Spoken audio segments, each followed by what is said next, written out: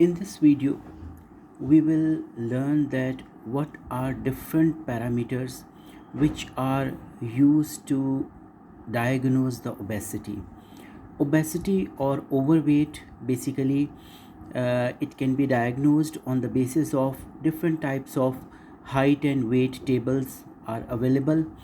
It can be diagnosed with the help of skin fold thickness, especially at the triceps muscles.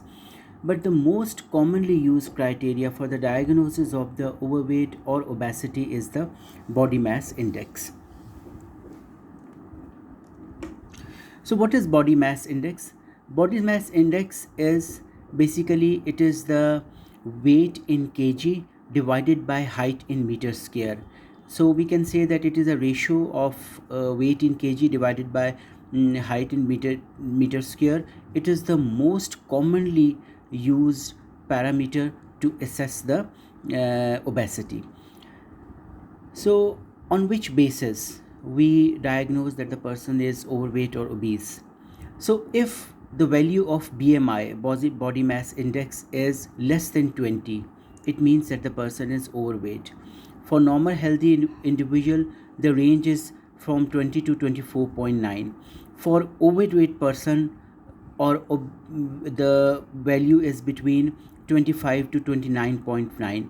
If the value is equal to or more than 30, we can say that the person is obese, and now he should take measures to reduce the weight. And morbid obesity is the obesity which is at the risk of development of the metabolic diseases, and the BMI value for the diagnosis of the morbidly obesity is when its value is more than 45 or 45.1.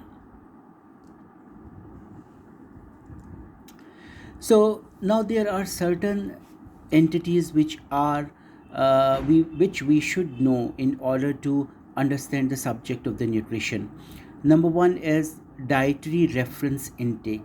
Dietary reference intake, it consists of 4 dietary references standards for the intake of the nutrients designated for specific age group, physiological status and gender. It can be studied under 4 entities or 4 parameters. Number one, estimated average requirement. Number two, recommended dietary allowance, which is most commonly used to explain the daily requirement. Number three, adequate intake. And number four, tolerable upper level. Estimated average requirement is the average daily nutrient intake level estimated to meet the requirement of one half of the healthy individuals in the particular age and gender group. It is useful in estimating the actual requirement in groups and individuals. Recommended dietary allowance, it is the average daily dietary intake level that is sufficient to meet the nutrient requirement of nearly all the individuals of particular age and gender.